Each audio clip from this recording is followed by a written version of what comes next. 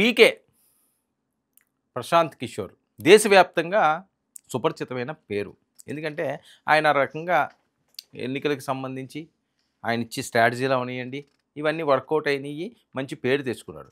కానీ మొన్న బీహార్ ఎన్నికల్లో పీకే ఏమీ పీకలేకపోయాడు.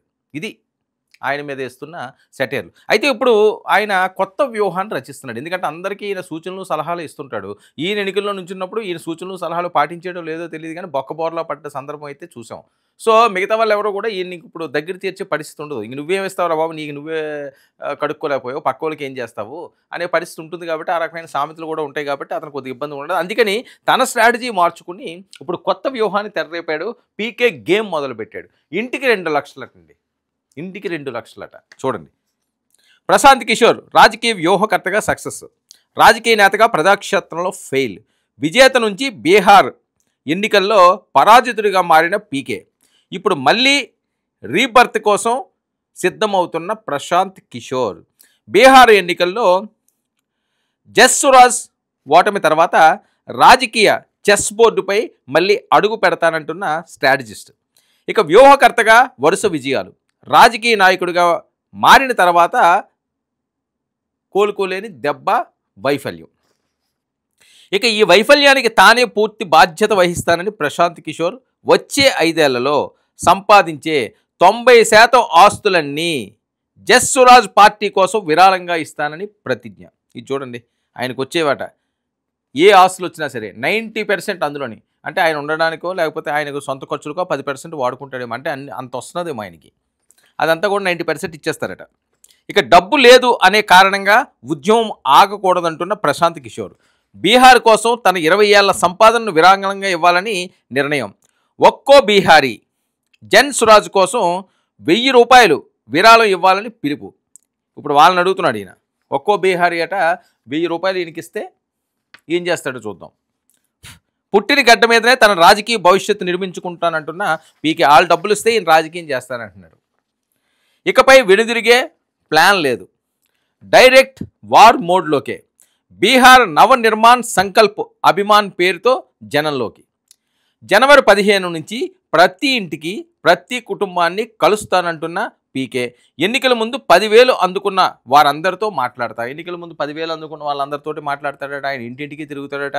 ఇంకా వచ్చే ఎన్నికలు ఇంకొక 5 సంవత్సరాల తర్వాత వచ్చే సార్వత్రిక ఎన్నికల కోసం ఇప్పటి నుంచి కూడా ఒక ప్రణాళిక సిద్ధం చేసుకుంటున్నా. అతని స్ట్రాటజీ ఏంటంటే నా అసలు వ్యూహం ఏంటన్నది ఆయన చెబుతానంటున్నాడు. అలాగే బీహారీ ఎవరైతే ఉన్నారో వాళ్ళు 1000 రూపాయలు వాళ్ళ పార్టీకి ఫండ్ కింద ఇవ్వాలని కూడా ఆయన కోరుతున్నాడు. కోరితే అదంతా ప్రజలకే ఇస్తారట. ఈయన సంపాదించిందంతా కూడా ఆ పార్టీ ఫండ్కి వేసేస్తారని, డబ్బులు లేరని, అంటే డబ్బులతోటి గెలిచారని చెప్పే ఆలోచనలు చేస్తున్నాడు ఏంటో అవతల పార్టీ వాళ్ళు. ఇక జాతీయ మీడియా ఇంటర్వ్యూలో బీహార్ ఫలితాలపై సంచలన వ్యాఖ్యలు, బీహార్ అసెంబ్లీ ఎన్నికల్లో పోటీ చేయకపోవడం నా తప్పే, మహిళలకు 10,000 ఇచ్చే స్కీమ్ లేకపోతే జేడీయూ 25 సీట్లే గెలిచేది, ఇక మా ప్లాన్లో ఎక్కడో తప్పు జరిగింది, అందుకు బాధ్యత 100% నాదే, చాలా నిజాయితీగా ప్రయత్నించాం కానీ ప్రజలు మమ్మల్ని కోరుకోలేదు, ఓటమి ఎదురైనా ప్రజాక్షేత్రంలో వదిలిపెట్టనంటున్న పీకే. ఇది నిక్కచ్చిగా ఒప్పుకున్నారండి. ఏ రాజకీయ నాయకుడన్నా ఒప్పుకోవాల్సింది ఇది. సరే, ఆయన ఏం స్ట్రాటజీలు వేసాడు, ఏం చేశాడు, ఏం ఖర్చు పెట్టాడు, ఏ అయిందో ఆ తర్వాత అంశం. బాధ్యత నాది, తప్పు నాది, మేము నిజాయితీగా ఫైట్ చేసాం కానీ వర్కౌట్ అవ్వలేదు, అదంతా నేనే తీసుకుంటున్నాను అన్నది కరెక్ట్. అంతేగాని వాళ్ళు అలా చేశారు, వీళ్ళు ఇలా చేశారు, మేము ఎంత చేసినా మాకు చేయలేదు, ఈ రకంగా మాట్లాడడం అన్నది ఓటర్లను ఎప్పుడు మనం దూషించకూడదు. మన తప్పులు ఏంటన్నది మనం తెలుసుకోవాలి. అదే తప్పులు పీకే తెలుసుకున్నాడని. ఇక ఓటమి కారణాలు విశ్లేషిస్తూ భవిష్యత్తు కార్యాచరణ, బీహార్ రాజకీయాల్లో కొత్త పాత్ర, కొత్త స్క్రిప్టు, కొత్త పోరాటం, కొత్త పాత్ర, కొత్త స్క్రిప్టు, కొత్త పోరాటం, 3 దఫాలుగా ఈయన బీహార్ ప్రజలను ఆకట్టుకునే విధంగా జనాల్లోకి వెళ్తానంటున్నాడు. మరి ఈసారి వర్కౌట్ ఎలా అవుతుందో చూడాలి. ఇక ఇంటింటికి తిరిగి 2 లక్షలు వచ్చే ఫామ్ మీద సంతకాలు చేయించుకుంటా, ఆయన వచ్చి ఇంటింటికి వెళ్ళి ఫామ్ మీద 2 లక్షలు ఇస్తానని చెప్పి సంతకాలు తీయించుకుంటాడట. ఎన్నికల హామీలు అమలు గురించి ప్రభుత్వాన్ని నిలదీసేలా చైతన్యం, ప్రజలకు అండగా ముందుండి పోరాడతామంటున్న పీకే. 2 లక్షలు తిరిగి ఇంటింటికి తిరిగి 2 లక్షలు వచ్చే ఫామ్ మీద, వాళ్ళకి 2 లక్షలు వచ్చే విధంగా ఫామ్ మీద ఆయన సంతకాలు పెట్టేసి సంతకాలు పెట్టించుకుంటాడట, వాళ్ళకి ఇస్తారట. మరి ఇదేంటి, ఇది ఏం స్ట్రాటజీయో మరి, ఇది ఎంతవరకు వర్కౌట్ అవుతుందో పీకేకే తెలియాలి.